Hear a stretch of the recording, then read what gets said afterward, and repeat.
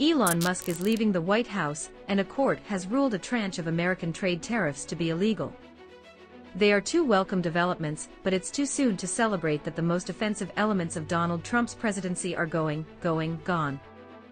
The U.S. Commander-in-Chief has shown no signs that he is prepared to fall back into a slow and steady pace of government that benefits all and favors none.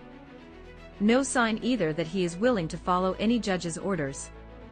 Opening the White House doors to Musk, the SpaceX and Tesla chief, was only one of the first instances of Trump's enthusiasm for blurring the lines between the spheres of public service and private enterprise. And though the social media titan has admitted in an interview with tech publication Ars Technica that I probably did spend a bit too much time on politics, the giant wrecking ball he set in motion with the president's blessing will not be soon or easily stopped. Likewise, Trump's tariffs.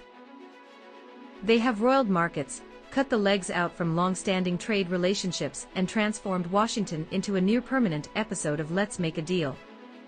They have resulted in a frightening, and sometimes farcical state of affairs that carries the risk of recession or economic ruin for U.S.-dependent countries. That's why Wednesday's court ruling that two groups of the trade duties were illegal has received a global welcome.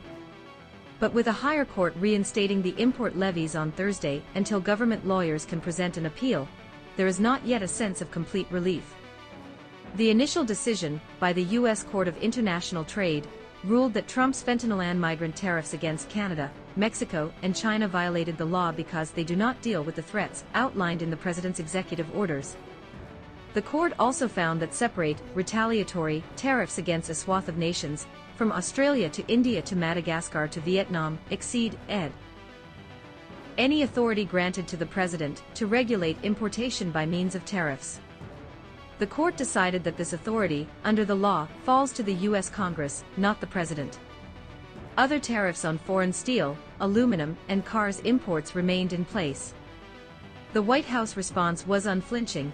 It is not for unelected judges to decide how to properly address a national emergency, a Trump spokesperson said, adding that the president would use every lever of executive power at his disposal. That puts another wrecking ball in motion, this one on a collision course with the courts. It will probably only be decided by the Republican majority justices of the Supreme Court, who have shown some signs of willingness to put up roadblocks for an administration keen on pushing the bounds of presidential powers. But there are even doubts about Trump's willingness to follow orders from the country's highest court.